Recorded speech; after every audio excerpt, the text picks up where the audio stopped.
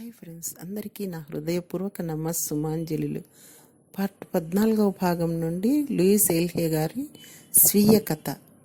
మనమంతా ఒక్కటే. మీ బాల్యం గురించి కాస్త చెబుతారని నేను నా క్లయింట్స్ని అడిగే ప్రశ్న ఇదేదో వారి వివరాలు కనుక్కోవడానికి కాదు, వారి సమస్యలకు కారణభూతాలైన వారి ఆలోచన విధానాలు ఎక్కడి నుండి వచ్చాయోనని తెలుసుకోవడానికి మాత్రమే. సమస్యలు ఈనాటివైనా వాటి మూలాలు కొన్ని సంవత్సరాల ముందే వారి బాల్యంలో ఏర్పడ్డాయి. నేను 18 నెలలు పసిపాపగా ఉన్నప్పుడే నా తల్లిదండ్రులు విడిపోయారు. అదేమంతగా నాకు గుర్తుకు లేదు. అప్పుడు మా అమ్మ నన్ను ఒక శరణాలయంలో వదిలి మా ఉపాధి కోసం పనికి వెళ్ళేది. అప్పుడు 3 రోజుల పాటు నేను ఏకధాటిగా బిగ్గరగా హృదయ విదారకంగా ఏడ్చానట. అది వాళ్ళు భరించలేక అక్కడి నుండి నన్ను తీసుకుపోవాల్సిందిగా మా అమ్మను బలవంతం చేశారు. ఆమె ఎలాగో నన్ను పనిని నెట్టుకొచ్చింది. ఈ విషయం తలసుకున్నప్పుడల్లా నా హృదయం మా అమ్మ పట్ల ఒక గొప్ప ఆరాధనాభావంతో నిండిపోతుంది. కానీ తర్వాత రోజుల్లో మా అమ్మ నాపై అంతగా శ్రద్ధ చూపలేకపోయింది. తర్వాత మా అమ్మ రెండో పెళ్లి చేసుకుంది. అది ఆమె అతన్ని ప్రేమించి పెళ్లి చేసుకుందో లేక మమ్మల్ని పోషించడానికి చేసుకుందో తెలియదు. అయినా ఈ నిర్ణయం మాకంతగా మంచి చేయలేదు. అతను యూరోప్లో పెరిగిన జర్మన్ సంతతికి చెందినవాడు. అతడిలో చాలా హింసాత్మక భావనలుండేవి. అతడికి ఒక కుటుంబాన్ని ఎలా పోషించాలో తెలియదు. అతడి వల్ల మా అమ్మ నా చెల్లికి జన్మనిచ్చింది. అటువంటి పరిస్థితుల్లో 1930లో ప్రపంచంలో ఆర్థిక సంక్షోభం సంభవించింది. ఆ ప్రభావం మా కుటుంబంపై కూడా పడింది. మా ఇంట్లో వాతావరణం ఇంకా హింసాత్మకంగా మారింది. అప్పటికి నాకు 5 ఏళ్ళు. దీనికి తోడు మా ఇంటి ప్రక్కనుండే ఒక తాగుబోతు ముసలోడు నన్ను ఆ వయసులో బలాత్కారం చేశాడు. డాక్టర్ పరీక్షలు, కోర్టు కేసులు, నా సాక్ష్యాలు ఇప్పటికీ నాకు గుర్తున్నాయి. అతనికి 15 సంవత్సరాల జైలు శిక్ష విధించారు. దానికి నా తప్పన్నట్లుగా తప్పు నీదే అని చాలాసార్లు చెప్పారు. అతడు ఒకవేళ జైలు నుండి విడుదలైన తర్వాత నాపై ఎక్కడ ప్రతీకారం తీర్చుకుంటాడేమోనని చాలా భయపడేదాన్ని. నా బాల్యం చాలా వరకు శారీరకంగా హింసించబడడంతోనే జరిగిపోయింది. నేను ఆ వయసులోనే ఎంతో పనిని చేసేదాన్ని. నా ఆత్మగౌరవం చాలా వరకు దిగజారిపోయింది. ఏవో కొన్ని మంచి లక్షణాలు మాత్రం నాలో ఉండేవి. వాటిని నేను వ్యక్తపరచుకునేదాన్ని. నేను 4వ తరగతిలో ఉన్నప్పుడు నాకు జరిగిన ఒక సంఘటన నా తప్పిన జీవితమంతా ఎలా గడిచి ఉంటుందో చక్కగా తెలియజేస్తుంది. ఒకరోజు స్కూల్లో ఒక పార్టీ జరుగుతోంది. అందరికీ కేకులు పంచుతున్నారు. ఆ స్కూల్లో నేను తప్ప తక్కిన పిల్లలందరూ అంతో ఎంతో డబ్బున్న మధ్యతరగతికి చెందినవారే. నా నుంచి ఎప్పుడూ పచ్చి తెల్లగడ్డల వాసన వస్తుండేది. ఎందుకంటే మేము తిన్న చెడిపోయిన కుళ్ళిపోయిన అన్నంలోని క్రిములు చచ్చేందుకు వాటిని తినేవాళ్ళం.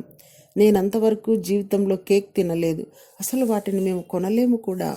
మా ఇంటి ప్రక్కన ఒక ముసలామె ఉండేది. ఆమె నాకు వారానికి ఒక 10 సెంట్లు, సంవత్సరంలో నా పుట్టినరోజు నాడు మరి క్రిస్మస్ రోజు ఒక్కొక్క $1 ఇస్తుండేది. దాంతో నాకు ఒక చౌక దుకాణంలో క్రింద తొడుక్కోవడానికి దుస్తులు వచ్చేవి. ఆ పార్టీ జరిగే నాడు అందరికీ కేక్స్ పంచుతున్నారు. రోజుకు 2-3 కేక్స్ తినే పిల్లలకు కూడా కేక్స్ మీద కేక్స్ వస్తున్నాయి. సరిగ్గా టీచర్ కేక్ నాకు ఇచ్చే సమయానికి ఒక్క కేక్ కూడా మిగలకుండా పోయింది. నేనే వరుసలో చివర నుంచొని ఉన్నాను. ఇప్పుడు ఆ సంఘటన నాకు చాలా చక్కగా అర్థమైంది. నాకు ఒక్క కేక్ కూడా రాకుండా పోవటానికి కారణం నాకు రాదు అని నేను ముందే నిర్ణయించుకున్న నా నమ్మకము, మరి నాకు కేక్ తినే అర్హత లేదు అన్న భావన ఆ వరుసలో చివర నుంచోబెట్టింది. అందుకే నాకు కేక్ రాలేదు. అది నా సొంత ఆలోచన విధానం. వాళ్ళు కేవలం నా ఆలోచనలకు అద్దం పట్టారు. నాకు 15 సంవత్సరాలు వచ్చినప్పుడు ఈ సెక్స్ పరమైన వేధింపులు తట్టుకొనలేక ఇంట్లోంచి స్కూల్లోంచి పారిపోయాను. ఒక హోటల్లో వెయిటర్గా చేరాను. మా ఇంట్లో ఆ గాడిద చాకరీ కన్నా ఈ పని చాలా హాయి అనిపిస్తుంది. ప్రేమాభిమానాలు లేక ముకుటించిన హృదయంతో, మరి దిగజారిపోయిన ఆత్మగౌరవంతో నేను ఎవరు నాపై జాలి చూపినా లేక నా పట్ల మంచిగా ప్రవర్తించినా చాలు, నా శరీరం వాళ్ళకు అర్పించేదాన్ని. అందువలన నాకు 16 ఏళ్ళు ఉన్నప్పుడు ఒక పసిపాప జన్మించింది. ఆ అమ్మాయిని పెంచి పోషించడం అసాధ్యం అనిపించింది. ఒక పిల్లలు లేని మరి పిల్లల కోసం పరితపిస్తున్న ఒక మంచి జంటకు ఆ పసికందుని అప్పగించాను. 4 నెలల క్రితం వరకు వాళ్ళున్న ఇంటిలోనే ఉన్నాను. ఎప్పటికైనా వారి ఆచూకీ తెలియకపోతుందా అని ఇంతవరకు పాప గురించి కానీ వారి గురించి కానీ ఆచూకీ తెలియలేదు. హాస్పిటల్కి వెళ్తే ఆ పాప వారి సంతానంగా రిజిస్టర్ అయింది. అటువంటి పరిస్థితుల్లో మాతృప్రేమను నేను అనుభవించలేకపోయాను. పోగొట్టుకున్నానన్న భావంతో, తప్పు చేశానన్న భావంతో చాలా చాలా సిగ్గుపడ్డాను. ఈ పరిస్థితుల్లోంచి తొందరగా కోలుకోవాలని ప్రయత్నించడానికి కూడా సిగ్గుపడ్డాను. ఆ పసిపాప యొక్క లావుపాటి ఖాళీ బొటనవేలు తప్ప నాకేదీ గుర్తుకు రాలేదు. నాకు అలాగే ఉంటుంది. ఒకవేళ నేను ఎప్పుడైనా ఆ అమ్మాయిని కలిస్తే మొదట చూసేది ఖాళీ బొటనవేలునే. నేను అమ్మాయిని 5 రోజుల పసిప్రాయంలోనే వదిలిపెట్టేశాను. తర్వాత నేను వెంటనే మా అమ్మ దగ్గరికి వెళ్ళాను. నువ్వు ఇక ఈ హింస పడాల్సిన అవసరం లేదు, నేను నిన్ను ఇక్కడి నుంచి తప్పిస్తానని చెప్పాను. అప్పటి వరకు బలి పశువుగా ఉన్నటువంటి ఆమె నాతో వచ్చేసింది. నాతో వచ్చేందుకు 10 ఏళ్ల నా చెల్లిని వదిలేసింది. ఆ అమ్మాయి నాన్నకు ముద్దు బిడ్డ కాబట్టి అతనితోనే ఉండాలని నిర్ణయించుకుంది. ఆ తర్వాత మా అమ్మ ఒక హోటల్లో పని మరి ఒక అపార్ట్మెంట్లో వసతి కల్పించి నా బాధ్యతలు అయిపోయిందని భావించాను.